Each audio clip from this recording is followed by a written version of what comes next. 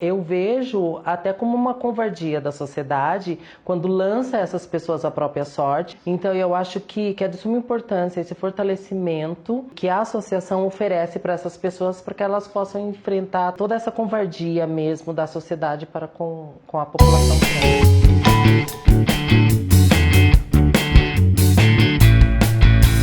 Eu comecei na militância em 1998, né? Eu entrei na segunda formação da ONG Girassol, que foi uma das primeiras ONGs que tinham como a bandeira a luta pela militância na época GLS, né? Nem falávamos ainda de pessoas trans, identidades trans, que tinham um trabalho bem legal, né? De resgate, de direitos mesmo, né? E da conscientização dessas pessoas dos seus direitos, né, e contra a violência. Que a gente sabe, desde 1978, a gente tem ainda viva a Vanusa, né, que foi a primeira Miss Gay na época, né, como era lida as pessoas trans. E aí, em 1979, a gente tinha o Somos Sorocaba, que era uma parte do Somos São Paulo, que ainda era bem escondido, mas ainda já existia esse movimento. E fora também o movimento das boates, né, que tinha na cidade também. Mas eu ainda não sou dessa época, mas eu entrei em 98, né, já nesse movimento da ONG Girassol, que também pegava um pouco disso, né, de todo esse trabalho que meio que lentamente já tinha sido começado. A Associação de Transgêneros, ela começou, ela já teve o seu embrião mental, vamos dizer assim, lá no início dos anos 2000, né? Porque eu e as minhas amigas, a gente já tinha feito um movimento aqui na cidade, com o suporte da ONG Girassol, que foi a primeira carreata em 2003, 2004, e o seminário GLBT na época, que também meio que já foi um embrião da militância. Mas a gente começou a pensar na militância trans em 2016, mais ou menos, porque a gente não se sentia contemplada no movimento de militância LGBT, a gente sentia como um puxadinho. Né? Então a gente queria uma associação que realmente pensasse nas necessidades específicas dessa população. Enfrentamos e continuamos enfrentando ainda necessidades, por exemplo, de maior engajamento das pessoas trans, né? Porque a associação é aberta para todas as pessoas trans. A sobrevivência da ATS, né? Financeira também a gente depende, né, de doações, né, das pessoas.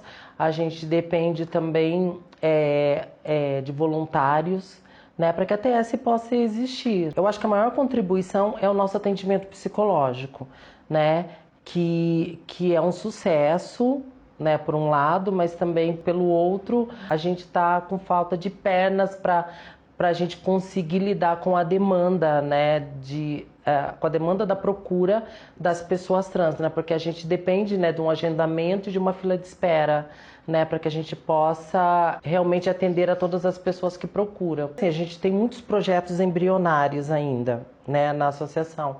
E acho que a gente já vem no momento, né, que a associação está crescendo muito, né, e esperamos que cresça mais ainda para que a gente possa realmente conseguir dar conta, né, de todas as questões.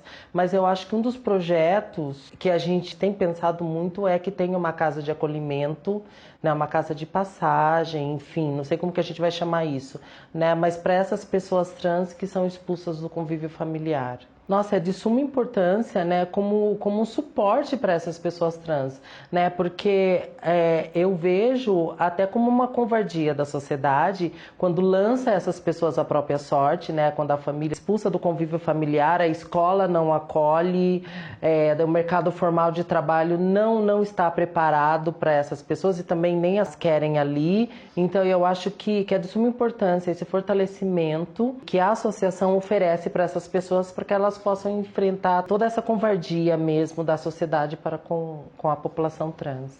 A minha vida vem sendo impactada todos os dias, não só com a formação da TS, mas já vem de muitos anos, né, de militância, de luta pelo respeito e de luta dessa desconstrução do que são as pessoas trans, né? Mas na associação a gente tem se debruçado com muitas questões muito importantes, mas que muitas vezes não passam pela observação, né, da maioria das pessoas, como por exemplo as pessoas que passam da expectativa de vida, né, dos 35 anos. O que sobra para essas pessoas? Como que a sociedade, o sistema vai acolher essas pessoas que já estão praticamente debilitadas, né, por terem sido expulsas, né, do convívio familiar, tão novas e terem ficado reféns da prostituição, das ruas, tipo da depreciação psicológica, né, que toda essa situação provoca, né? E como essas pessoas vão sobreviver? Quais são as políticas públicas que são feitas para que essas pessoas possam ter uma melhor qualidade de vida? Então são essas questões que têm me impactado muito. E vivendo numa sociedade onde não é chique ser preconceituoso, a gente começa a ver que as pessoas ainda estão presas no sentido, nas falas do que é, o que come, como sobrevive, qual é o seu habitat natural. E não, a gente sabe que a militância para essas pessoas, as políticas públicas para essas pessoas são bem específicas.